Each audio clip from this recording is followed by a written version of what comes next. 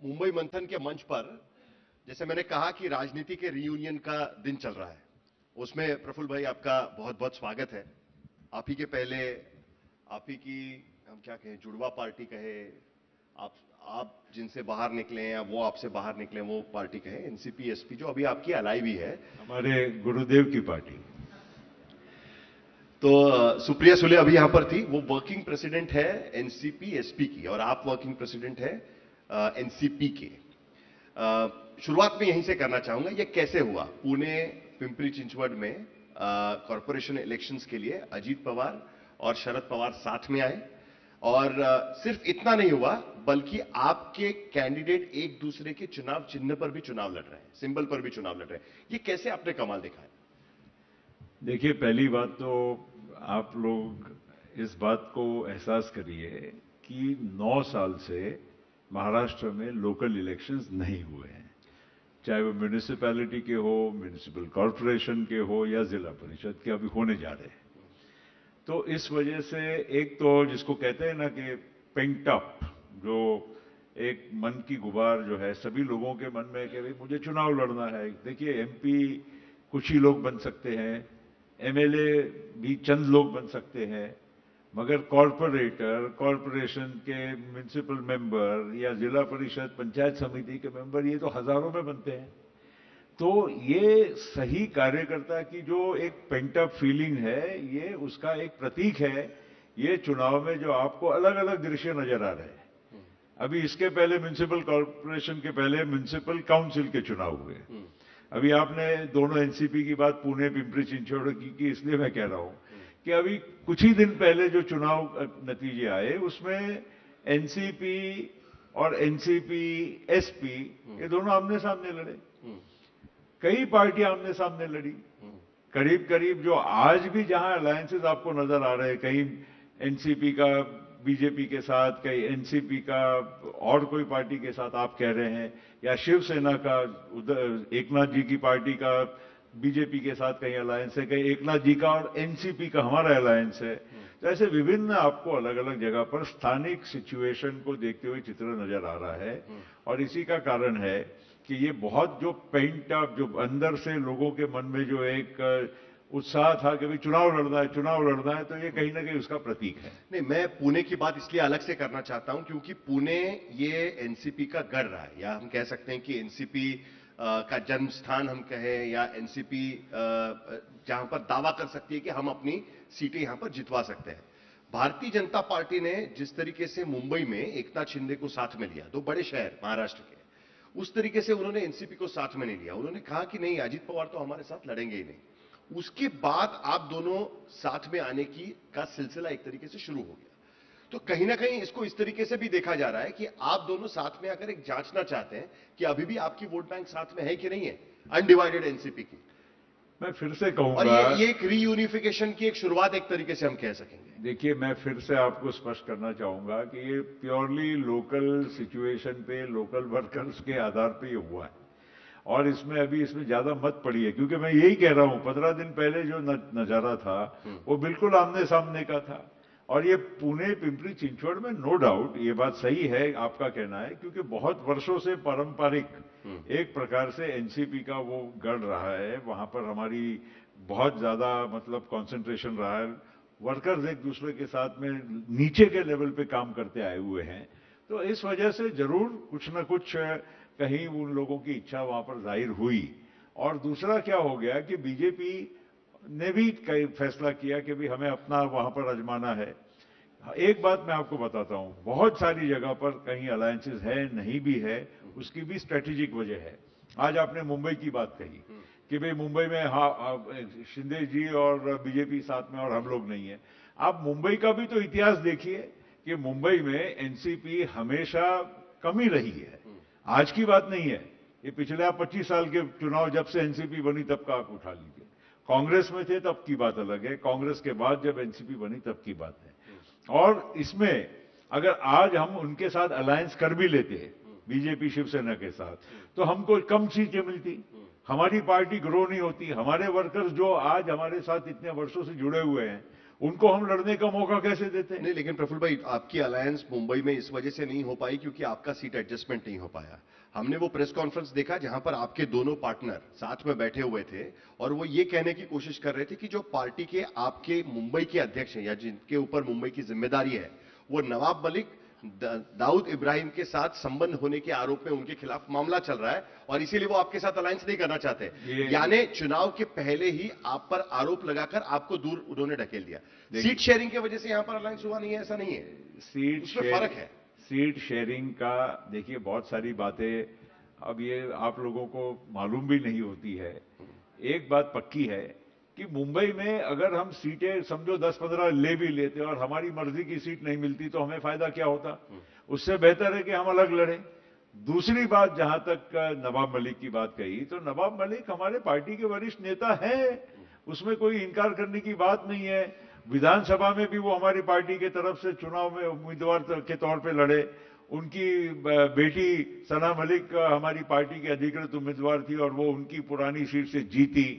तो ये बात कहीं भी, अच्छा उसके बाद भी तो हमारा अलायंस बना हुआ है ना।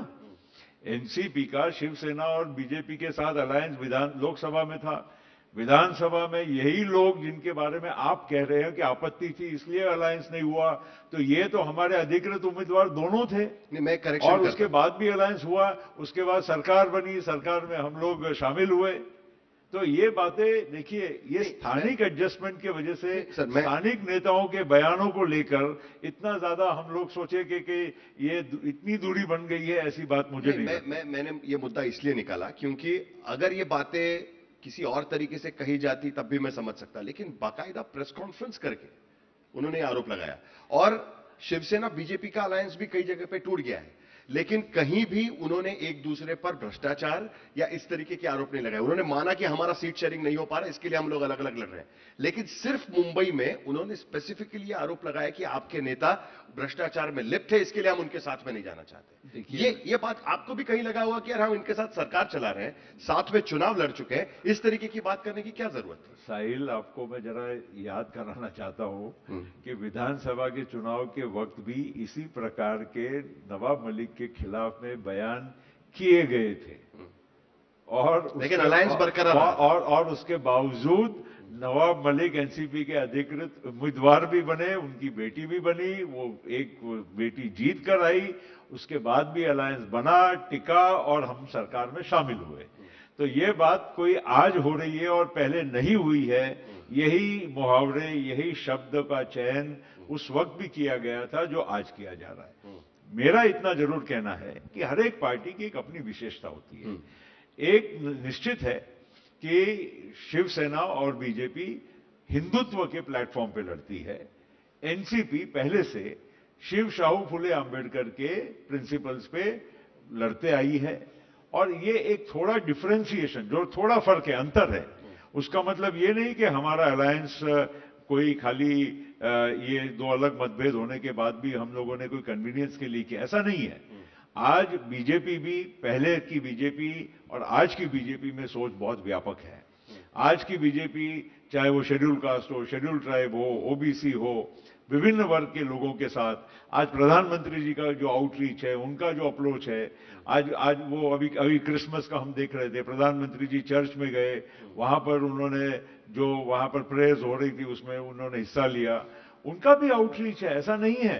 तो हमको कहीं ना कहीं ये तो समझ में आता है कि आज अगर देश को प्रगति के पथ पर अगर कोई लेके जा रहा है, उस दिशा में हम जाना चाहते हैं और हम बिल्कुल उनके साथ हैं और रहेंगे। लेकिन जहां पर कुछ स्थानिक इश्यूज, जैसे अब ये तो छोटे चुनाव आ गए ना, छोटे चुनाव में कोई इसमें न प्रधानमंत्री जी का कोई सवाल आता है, न महाराष्ट्र के मुख्यमंत्री का सवाल आता है। जहां पर जो दायरा जिस चुनाव का जैसा होगा उसके हिसाब से थोड़ा बहुत एडजस्टमेंट होते रहेगा, उसी हिसाब से कपड़ा काटा जाए। इसी वजह से मुझे आश्चर्य इस बात का होता है कि जब स्थानीय चुनाव यहां पर हो रहे हैं तब क्यों ये मुद्दे निकाले जाते हैं कि भारतीय जनता पार्टी के राज्य की इकाई के अध्यक्ष भाषण में ये कहना शुरू करते हैं कि अरे मैंने तो देवेंद्र फडणवीस को कहा था कि अजित पवार को साथ में मत लीजिएगा, हमारा नाम खराब हो जाएगा। देखो, क्यों ये ऐसा होता है कि अजीत पवार प्रेस कॉन्फ्रेंस में कहते हैं कि भाई 70,000 करोड़ का घोटाले का आरोप लगा था, फिर भी मुझे साथ में रखा ना। तो ये चीजें कुरेद कुरेद कर निकालने की कोशिशें क्यों होती है? आप पुणे के विकास को लेकर बात करिएगा। क्यों ऐसा होता है कि अजीत पवार भारतीय जनता पार्टी के पिंपरी चिंचवड़ के शासन पर यह आरोप लगाना शुरू करते हैं कि कुकर्मों से भरा हुआ शासन पूरी तरीके से था? तो कहीं ना कहीं जो मुद्दे 2014 के पहले थे वो अभी भी है, लेकिन प्रैक्टिकल तौर पर हम लोग साथ में हैं। ये उसका मतलब निकाले तो गलत होगा। देखिए, नेताओं की आदत होती है और ज्यादा जोश में आ जाते हैं तो जीभ उनकी घिसर जाती है। कई नेताओं से क्या बोलना, कभी जोश में आके आवेश में आके बोल देते हैं, बाद में समझ में आता है अरे मैं ये बोल दिया, ये बोलना नहीं चाहिए था। ये भूल जाते हैं कि हम प्रतिद्वंदी है, दुश्मन नहीं है। ये भी भूल जाते हैं कि हम ये छोटे चुनाव लड़ रहे हैं, कोई बड़ा चुनाव नहीं लड़ रहे, जहां पर हम साथ में बैठ के उन्हीं लोगों के साथ काम कर रहे हैं। तो ये नेताओं की कई बार ये विशेषता भी होती है। संयम रखने वाले नेता भी होते हैं, पर कई बार गलती हो जाती है। लेकिन जिस तरीके से एकनाथ शिंदे हम सुनते हैं कि गृह मंत्री को जाकर शिकायत करते हैं कि भाई देखो मुझ पर अन्याय हो रहा है, वैसे आप भी तो जाकर कुछ बोलते होंगे कि देखिए आपके नेता कैसे बोल रहे हैं, जरा उनको रोकिए, हमने तो अलायंस किया है साथ में, फिर भी इस तरीके से बोला जा रहा है करके आप भी तो जाके कुछ बोलते होंगे। देखिए, हमने बहुत उतार चढ़ाव देखे हैं और बहुत गहरे पानी में भी हम तैरे हुए हैं, इसलिए हमको मालूम है कि कितना कहाँ बोलना जरूरी है, कौन कितना समझ रहा है, कौन नहीं समझ रहा है। जहां हमें लगता होगा वहां जरूर बोलेंगे, मगर ऐसी बातों में कोई बोलने की, शिकायत करने की और बार बार दिल्ली की दौड़ लगाने की मुझे नहीं लगता कि जरूरत है। लेकिन हमें ऑब्जर्वेशन क्या लगता है यहां पर कि देखिए जब भी एनसीपी का मामला आता है तब बड़े प्रैक्टिकल तरीके से फैसले लिए जाते हैं मुख्यमंत्री की तरफ से या बीजेपी की तरफ से। आपके नेता पर आरोप लगा कि बीड़ के भीतर आपके बंजारा समाज से आने वाले ओबीसी नेता बड़े धनंजय मुंडे, बड़ा नाम महाराष्ट्र की राजनीति में, उनके एक सहयोगी पर आरोप लगा कि वो एक किसी मर्डर में शामिल है। उन पर खुद पर आरोप नहीं था लेकिन उनके सहयोगी पर आरोप था। मामला इतना बड़ा कि मुख्यमंत्री ने उन्हें कहा कि आप इस्तीफा दे दीजिएगा, आप मेरे मंत्रिमंडल में नहीं रह सकते। विद इन 1 मंथ टाइम वो मंत्रिमंडल से बाहर निकल गया। आपके दूसरे मंत्री, उनका एक फोटोग्राफ आता है, वो कुछ पोकर खेल रहे हैं विधानसभा में बैठकर वगैरह, तो उनका डिपार्टमेंट चेंज कराने के लिए कहा जाता है। लेकिन यही तरीके के आरोप जब शिवसेना के मंत्रियों के खिलाफ लगते हैं तब उस पर चर्चा होती है, लेकिन कोई कार्रवाई नहीं होती उस पर। आपको बहुत गलतफहमी है कि कहा जाता है और इसलिए कुछ एक्शन लिया जाता है। क्यों हम लोग जिम्मेदार लोग नहीं है? हमें नहीं समझता है कि पब्लिक की सेंसिटिविटी क्या है, कि हम लोगों को एक सामान्य लोगों के सामने हमारा किस तरह का नजारा पेश हो रहा है, प्रस्तुत हो रहा है, ये समझ में नहीं आता है। हम भी सेंसिटिव है। लोग जैसे सोचते हैं वैसे हम भी सोचते हैं कि भाई अगर हमारे किसी व्यक्ति के वजह से पार्टी का नाम खराब हो रहा है या पार्टी की छवि पर उसका कोई असर हो रहा है तो हम जरूर उस पर हम कार्रवाई करेंगे। आप ये गलतफहमी में मत रहिए कि आखिर में जो भी कुछ फैसला होगा हमको तो मुख्यमंत्री को कम्युनिकेट करके, क्योंकि वो हेड ऑफ द गवर्नमेंट है। तो मतलब ये दोनों फैसले, अगर किसी का इस्तीफा देना होगा तो हम आखिर देंगे तो मुख्यमंत्री के हाथ में ही, वो प्रस्तुत करेंगे गवर्नर के पास। अगर हमको किसी का पोर्टफोलियो बदलना होगा वो भी हम अगर मैसेज देंगे मुख्यमंत्री को तभी वो गवर्नर को नोटिफाई करेंगे। तो ये सब बातें आप गलतफहमी में बिल्कुल मत रहिए। आपके कोई दबाव था, हम भी समझते हैं कि पब्लिक का मूड, अगर पब्लिक में कोई किसी के एक्शन की वजह से हमारे प्रतिमा पर कोई असर होता है तो हमने भी सेंसिटिव होके उस पर एक्शन लेना चाहिए। ये हमारी सोच है, हमारी ये थिंकिंग की वजह से ये एक्शंस लिए गए हैं। आप ये बिल्कुल गलतफहमी, आज मैं स्पष्ट करता हूं ये मंच से कि कभी भी किसी ने हमको नहीं दबाव डाला कि आपने ये एक्शन लेना चाहिए या ये मंत्री को रखना चाहिए या इसका विभाग बदलना चाहिए।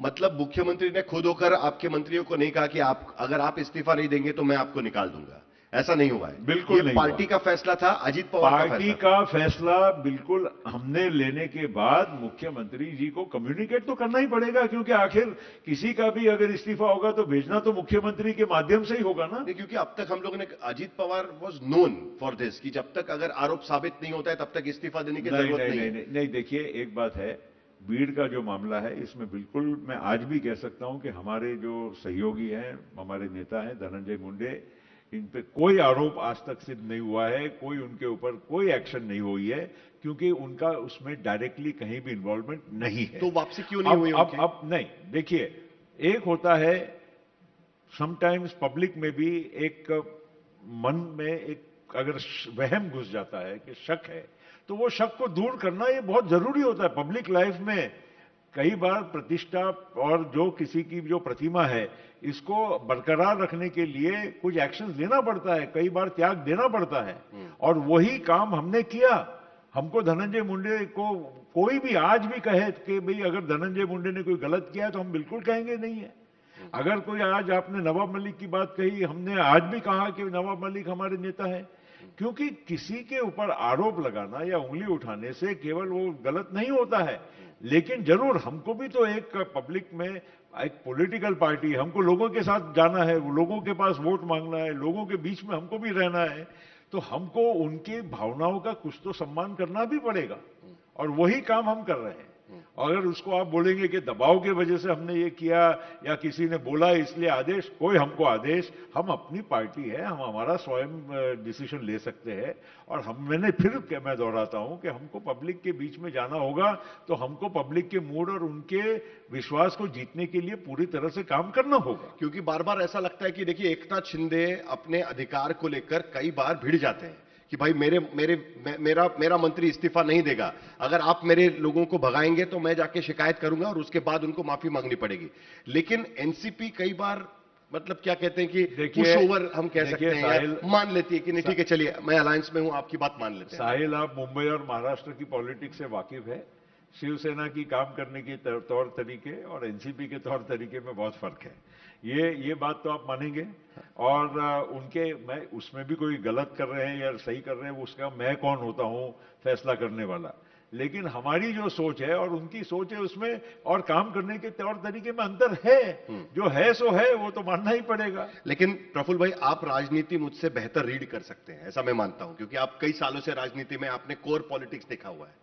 इसलिए मैं आपसे पूछना चाहता हूं, जब हम लोग ये देखते हैं कि गृह मंत्री अमित शाह महाराष्ट्र में आकर कहते हैं कि देखिए अब बीजेपी इतनी बड़ी बन गई है कि अब हमें किसी भी बैसाखी की जरूरत नहीं पड़ेगी, नंबर एक। उसके बाद हम देखते हैं कि आपके मंत्रियों पर आपके मंत्री इस्तीफा देना शुरू कर देते हैं जब भी आरोप लगते हैं या बाकी सब चीजें होती है। उसके बाद हम तीसरी चीज देखते हैं कि शिवसेना के लिए एडजस्टमेंट्स की जाती है उनके कोर इलाकों में, लेकिन एनसीपी को लेकर पहले से प्रैक्टिकल रवैया अपनाया जाता है और कहा जाता है कि नहीं, हम एनसीपी के साथ तो अलायंस नहीं कर पाएंगे, फिर पुणे हो, पिंपरी हो या बाकी कोई जगह हो, उनके साथ तो अलायंस नहीं हो पाएगा, लोकल बॉडी चुनाव क्यों ना हो, लेकिन अलायंस नहीं हो पाएगा। कहीं ना कहीं ऐसा महसूस होता है, या हम रीड करते हैं उस बात को, कि एनसीपी को 2029 से पहले इस अलायंस से बाहर जाना पड़ेगा, क्योंकि इस तरीके की तीन पार्टी की सरकार नहीं चल सकती, आपको भी पता है। दो पार्टी की सरकार चलाना मुश्किल होता है, तीन पार्टी की सरकार कहां से चलेगी सर? देखिए, ये हमने जो अलायंस किया है आपस में तालमेल करके किया है। कोई अलायंस वन साइडेड तो ताली दो हाथ से बजती है। जब एनसीपी और भारतीय जनता पार्टी का, क्योंकि हमारा alliance originally Bharatiya Janata party के साथ है, वो ठीक है, शिवसेना होने से महायुति बनी और वो सब हम तीनों मिलकर काम कर रहे हैं, लेकिन प्राइमरीली जो हमने अलायंस किया है वो भारतीय जनता पार्टी के साथ किया है। और भारतीय जनता पार्टी के साथ अलायंस दोनों बाजू से बड़ी एक मैच्योर तरीके से चर्चा होकर ये अलायंस बना हुआ है। और जो बातें आप जो एक अनुमान लगाते हैं वो अलग बात है, लेकिन हमारी उनके साथ जब भी चर्चा हुई है, महत्वपूर्ण चर्चा हुई है, गंभीर चर्चा हुई है, और हम दो व्यक्ति के ऊपर पूरी तरह से मतलब भरोसा करके ये अलायंस जब हम करते हैं, जिसमें प्रधानमंत्री जी हैं, अमित शाह साहब हैं, और महाराष्ट्र में स्वाभाविक देवेंद्र जी हैं, तो ये जब हम चर्चा करते हैं तो मुझे मालूम है, और उन चर्चाओं में मैं अवश्य रहता हूं। इसलिए मैं आपको बहुत अधिकृत तौर पे कहता हूं कि ऐसा जो आप सोचते हैं, ये बहुत दूर दूर के सपने आप देख रहे हैं, ऐसा कभी ये वास्तव में होने वाला दूर नहीं है सर। 3 साल ही देखिए 4 साल ही बाकी है। देखिए, दुनिया में कौन कल क्या किस तरह से किस मोड़ पे क्या होता है वो अलग बात है, लेकिन राजनीतिक एक विश्लेषण जब हम करते हैं, जब हम जैसे लोग, मेरे जैसा व्यक्ति जब आपको कह रहा है कि बड़े सोच समझ के गंभीर तरह से और बड़े मैच्योर तरीके से जब हमारी चर्चा होकर इस नतीजे पे हम पहुंचे कि हमने मिलकर काम करना चाहिए।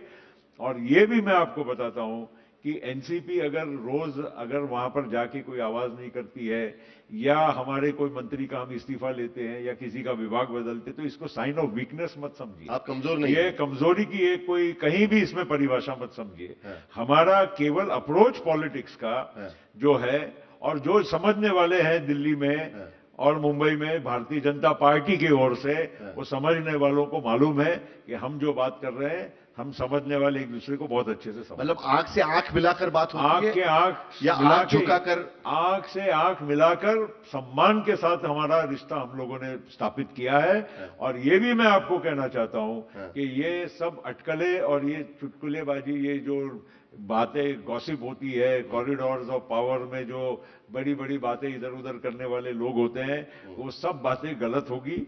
आप देख लेना कि 2029 में भी जो आपको अनुमान है कि हम नहीं रहेंगे, 2029 में भी बड़े सम्मानजनक एक पार्टनर के तौर पर एनसीपी महायुति का हिस्सा रहेगी। क्योंकि ऐसा लगता है ना कि मंथन हो रहा है महाराष्ट्र के भीतर, और महायुति में जो मंथन से विष निकल रहा है वो सारा एनसीपी के गले में डाला जा रहा है, और जो अमृत निकल रहा है वो तो शिवसेना और बीजेपी मिलकर बांट रही है। ऐसा तो नहीं है ना कुछ? बिल्कुल नहीं है। और आप इसीलिए कह रहा हूं कि गलतफहमी में मत रहिए। हम अपनी तरह से तौर तरीका, हमारी एक शैली अलग है, और वो शैली हमारी हमें भी खुशी है, गर्व है कि हमारी जो एक मैच्योर काम करने की और पॉलिटिक्स करने की जो शैली है, वो हमें बहुत आगे ले जाएगी।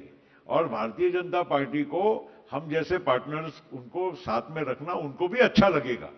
ऐसा नहीं है, ऐसा मत समझिए कोई मजबूरी थी क्या। जब हम एनसीपी जब गई सरकार में 2023 में, तब एनसीपी उनकी ऑलरेडी भारतीय जनता पार्टी और शिवसेना की मेजॉरिटी की सरकार थी, एक नाथ जी मुख्यमंत्री थे, कोई दूर दूर से भी वो सरकार को गिराने की ताकत नहीं थी किसी के नंबर की तो मजबूरी थी नहीं। लोकसभा की आंकड़े ही दिखा रहे थे कि लोकसभा चुनाव में थर्ड पार्टनर नहीं होगा तो वो आगे चला नहीं पाएंगे। देखिए, लोकसभा में कोई मजबूरी नहीं थी। जिस तरह का आप अपने आप को कम आंक रहे हैं। देखिए, आपको भी पता है कि बीजेपी की मजबूरी थी। साहिल, ये बात भी सुन लीजिए, लोकसभा के पहले माहौल बहुत अच्छा था। वो कहीं ना कहीं वो 400 पार के वजह से कुछ लोगों ने गलतफहमी जो निर्माण की, संविधान बदल जाएगा, कुछ 2-4 लूज स्टेटमेंट्स कुछ लोगों के माध्यम से हुए। बीजेपी के कुछ उसमें लोग थे जिन्होंने ऐसे एक वाक्य, जो इंपॉर्टेंट लोग नहीं थे, मगर उसको एक चल पड़ा और लोगों को ये ऐसा कहीं लगने लगा कि संविधान सही में बदल जाएगा। एक विशिष्ट वर्ग में एक ऐसा माहौल बना और उसी के वजह से लोकसभा के चुनाव में परिणाम हुए। और उसी टाइम पे 2 घटनाएं हुई थी। महाराष्ट्र में मराठा आंदोलन उस टाइम पे जरांगे पाटिल का चरम सीमा पे था, आरक्षण का आंदोलन। और तीसरी बात हुई थी कि उसी वर्ष दुर्भाग्य से दूध के, कपास के, सोयाबीन के ये दामों में कमी हुई थी, और उस वजह से किसानों में भी थोड़ी एक प्रकार से, और प्याज के भी दाम। तो इन सारी चीजों की वजह से थोड़ा वो कॉम्बिनेशन ऑफ 2-3 फैक्टर्स बन गए। वरना महाराष्ट्र में कोई ऐसी परिस्थिति नहीं थी कि यहां पर महायुति बीजेपी, शिवसेना और एनसीपी कम वोट प्राप्त करेगी, ऐसा कहीं नहीं था। अब जो हो गया। उसके बाद आपने असेंबली का चुनाव देखा। असेंबली में यही जो 6 महीने पहले आप बात कर रहे हैं, उसका जो हमारा जो स्वीप हुआ, ऐसा महाराष्ट्र के इतिहास में कभी हुआ नहीं जो हम लोगों को स्वीप। फिर भी मैं आपको कहूंगा, आपको ये बात ज्यादा ठीक तरीके से पता होगी कि राजनीति में कोई भी पार्टी दूसरे पार्टी को जब तक जरूरत नहीं है तब तक साथ में नहीं लेती है। एक दूसरे की जरूरत होगी तभी साथ में आते हैं, वरना कोई किसी पर उपकार नहीं करता। ये बात तो ठीक है, राजनीति का ये प्रिंसिपल है। अगर आप कहीं भी देखेंगे, पूरे हिंदुस्तान में देखेंगे, क्यों हमारे महाराष्ट्र के यार एनसीपी को सिंगल आउट कर रहे हैं? आप हर एक राज्य में हर एक पार्टी अलग अलग अपनी एक रणनीति अपनाती है, और वही चाहे बीजेपी के लिए भी लागू होता है, वो एनसीपी के लिए भी लागू होता है, चाहे आप वो कांग्रेस के लिए पकड़िए, कोई भी पार्टी इस देश में है, वो अपने अपनी वहां की स्थानिक रणनीति बनाता है। एक चीज हम रीड कर रहे हैं कि आप दोनों साथ में आने वाले हैं, ऐसा लग रहा है। देखिए, ये सब बातें, ये भी लग रहा है कि एआई जो भी इसका उद्घाटन हुआ बारामती के भीतर, वहां पर शरद पवार, अजीत पवार, सुप्रिया सुले, उसके बाद राज्यसभा की आपकी सांसद सुनेत्रा पवार, अजीत पवार की पत्नी, गौतम अडानी वहां पर थे क्योंकि अडानी ग्रुप उसे स्पॉन्सर कर रहा है, तो वो वहां पर थे और एक रियूनियन देखा गया। शरद पवार का जो बर्थडे मनाया गया उसमें आप सब लोग साथ में देखे गए थे, मीडिया पे उसकी तस्वीरें चली थी। ये अलायंस तो आपने बता दिया उसको लेकर। क्या हम ये देख सकते हैं कि आज की स्थिति में एनसीपी को साथ में लाने की एक प्रक्रिया शुरू हो गई है? क्या आपके तरफ से इस बारे में कोई बातचीत हुई है? क्या आपको लगता है कि अब ये जरूरत है कि आप दोनों धड़े साथ में आ जाएं? देखिए, मैं वास्तव की बात करूंगा और वर्तमान की बात करूंगा। बिल्कुल इस प्रकार की कोई प्रक्रिया, और खास करके पुणे पिंपरी चिंचवड़ को देखकर अगर आप कोई अटकलें लगाते होंगे तो बाकी भी चीजें नहीं, बाकी चीजें तो देखिए, अब परिवार एक है, परिवार के कोई प्रोग्राम होंगे, प्रसंग आएंगे, शादी ब्याह होंगे, दिवाली आएगी, कभी कोई और सामाजिक काम होगा, उसमें तो परिवार कहीं ना कहीं एक जगह दिखेगा ही। मगर वही बारामती में आमने सामने भी सुप्रिया जी की और सुनेत्रा जी की लड़ाई हुई, वही बारामती में योगेंद्र पवार और अजीत दादा की लड़ाई हुई, वही बारामती में अभी क्या बोलते हैं कि नगर पालिका की चुनाव की आमने सामने लड़ाई हुई। ये तो 15 दिन महीने भर की बात है ना। तो इसलिए इसमें आज केवल एक पुणे पिंपरी चिंचवड़ को लेकर अगर आप एकदम सीधा 0 से 100 तक पहुंच रहे हैं, देखिए चाहना एक बात होती है, राजनीति में बहुत सारी चीजों को फैक्टर करना पड़ता है। किसी का चाहना न चाहने से नहीं होता है। किसी ने चाहा था कि एनसीपी अलग हो, किसी ने चाहा था कि हम कांग्रेस से उस जमाने में अलग हो। परिस्थितियां बनती है, परिस्थितियां वश कई निर्णय लिए जाते हैं, और कोई भी अगर आज से ये कहे कि भाई कल क्या होगा, परसों क्या होगा, कभी बीजेपी और हमारा भी अलायंस होगा, ऐसा बीजेपी ने भी शायद ना सोचा हो, ना कभी हमने सोचा हो। राजनीति में चाह भी कभी-कभी राजनीति, आप जो कह रहे थे कि परिस्थितियां बदल देती है, तो राजनीति में चाह भी परिस्थिति बना सकती है, ये बात आपको पता है। अगर आपके पास चाह होगी तो परिस्थिति बन जाएगी। देखिए, राजनीति में परिस्थितियां बदलती है, इसमें कोई शक नहीं। हाँ। कोई शक नहीं। हाँ। मगर आज वर्तमान की जो अगर हम बात करें और नजदीक के भविष्य में, या जो भी कुछ मुझे एक सामान्य तौर पर एक रीजनेबल टाइम फ्रेम में जो आज की राजनीति है, मुझे लगता है कि महाराष्ट्र में महायुति बहुत स्ट्रांग है। यहां बीजेपी, शिवसेना और एनसीपी बहुत अच्छे तालमेल के साथ सरकार चला रही है।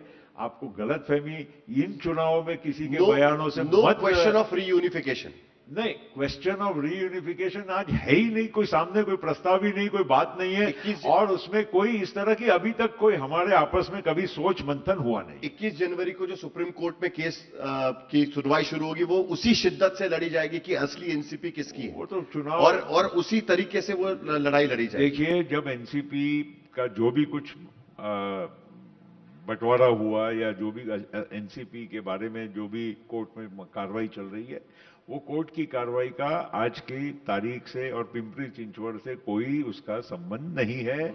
वहां पर जो कार्रवाई हो रही है उसी तरह से चलेगी और उतनी ही तेजी के साथ चलेगी। आखिर में सर, महाराष्ट्र की जनता को आप क्या कहना चाहेंगे? क्योंकि वो देख रहे हैं कि भाई राजनीति सेटल हो तो ज्यादा अच्छा है। जो कंफ्यूजन पूरी तरीके से महाराष्ट्र की राजनीति में फैला हुआ है कि कौन किसके साथ कब कैसे जाएगा, वो प्रेडिक्ट करना मुश्किल है, और उसको फॉलो करना भी थोड़ा मुश्किल हो गया है। तो क्या आपको लगता है कि अब वक्त आ गया है कि धीरे धीरे वो जो पूरी जो धुआं चल रहा है उसको सेटल हो जाना चाहिए? महाराष्ट्र की राजनीति मेरे हिसाब से सेटल्ड है। ये अननेसेसरीली ये म्युनिसिपल चुनाव बीच में आ गए, कॉर्पोरेशन के आ गए, मैंने पहले ही कहा 9 साल के बाद हो रहे हैं, लोगों में बहुत ज्यादा उत्सुक हो गए, बहुत उत्साह हो गया, सभी पार्टी परेशान है। मैं आपको गलत नहीं कह रहा हूं, चाहे भारतीय जनता पार्टी भले सबसे बड़ी पार्टी है, सफलता सबसे ज्यादा उनको मिलेगी संभावित, अभी भी और पिछले चुनाव में भी आपने देखा, इसमें कोई शक नहीं है। लेकिन सभी पार्टीज में अनसेटल्ड होते हैं, सभी पार्टी में लोग दुखी हैं। कोई भी नेता को पूछो तो उसका आधा वक्त तो खाली कार्यकर्ताओं को प्यार से समझाते समझाते उसी में जा रहा है कि भैया इस बार नहीं मिला तो अगली बार। वो बोलता है 9 साल बाद मेरे को और नंबर लगेगा क्या, मेरी जिंदगी चली जाएगी, ऐसे कई वाक्य हैं। तो मैं आपको ये कहना चाहूंगा कि इस चुनाव का बहुत ज्यादा इम्पैक्ट खाली आपको ये 15 दिन महीने नजर आएगा। इसके बाद में सब राजनीति जैसे सेटल थी वैसे ही आपको सेटल नजर आएगी और बहुत अच्छे तरह से यही महायुति की सरकार 2029 में बिल्कुल दिल्ली में मोदी जी के नेतृत्व में जीतेगी या देवेंद्र जी के नेतृत्व। यानी आप तीनों मिलकर ही ये सरकार के रूप में काम करेंगे और उसके बाद चुनाव भी आप तीनों मिलकर लड़ेंगे। बिल्कुल, कोई इनसिक्योरिटी नहीं है कि बीजेपी आपको यूज करेगी और 29 के पहले बोलेगी कि अभी बहुत हो गया, अब आपका और हमारा आइडियोलॉजिकल संबंध नहीं है, हम शिंदे के साथ चुनाव लड़ते हैं वगैरह, इस तरह की कोई बातचीत आपको नजर नहीं? बिल्कुल नहीं। देखिए, मैं इसीलिए कह रहा हूं ना, जहां गंभीर चर्चा होती है वहां हमें मालूम होता है कि क्या चर्चा, क्या सोच है। ये इधर उधर की बातें सुन के 10 नेता क्या बोले या 10 हमारे कार्यकर्ता ने नीचे क्या किया, इसको सुन के अगर हम अपनी राजनीति करने लगेंगे तो हो गया। जहां आपने मुझे पहले ही कहा ना कि हमारा दीर्घ अनुभव है, 35 साल मुझे भी संसद में हो गए, तो मुझे भी तो मालूम है ना कि कहां राजनीति के किस मोड़ पे कहीं चिंता करने की बात है या समाधान की बात है। चलिए, 2018 में किसी ने, अगर इस मंच से हम बात करते और शिवसेना के नेताओं को पूछते कि क्या कभी आप कांग्रेस के साथ जाएंगे, तो कोई सोचता भी नहीं कि 1 साल के बाद कांग्रेस और शिवसेना मिलकर महाराष्ट्र में सरकार चला रहे होंगे।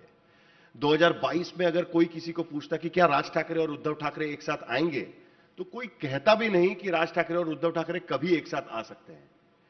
तो आज की स्थिति में कोई प्रेडिक्शन करना बहुत मुश्किल, लेकिन अभी इस वक्त पर देखिए, आप जो देखिए शिवसेना और बीजेपी का एक पहले से अलायंस चलते आया है। हाँ। मगर एक बात मैं आपको कह देना चाहता हूं कि एनसीपी का भी कंफर्ट लेवल बीजेपी के साथ बहुत सालों से बहुत अच्छे तरह से आज के नेतृत्व के साथ बड़ा मधुर हमारा संबंध रहा है और वही आज हमने उसको ऑफिशियल किया है। चलिए, तो उम्मीद यही है जो मैं कह रहा था कि इसलिए आज इस वक्त जो प्रफुल्ल पटेल कह रहे हैं उस पर हम भरोसा रखते हैं।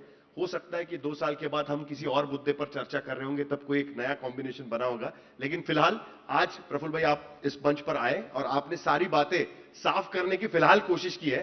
लगातार मेरे ख्याल से आपसे बात होती रहेगी, लेकिन फिलहाल आज आप आए, इसके लिए आपका बहुत बहुत शुक्रिया। बहुत बहुत धन्यवाद। और प्रफुल्ल भाई, 50 साल इंडिया टुडे ग्रुप को पूरे हुए हैं, इंडिया टुडे मैगजीन खोलकर, तो हम इंडिया टुडे ग्रुप की तरफ से आपको ये स्पेशल एडिशन 50वीं वर्षगांठ का आपको हम देना चाहते हैं।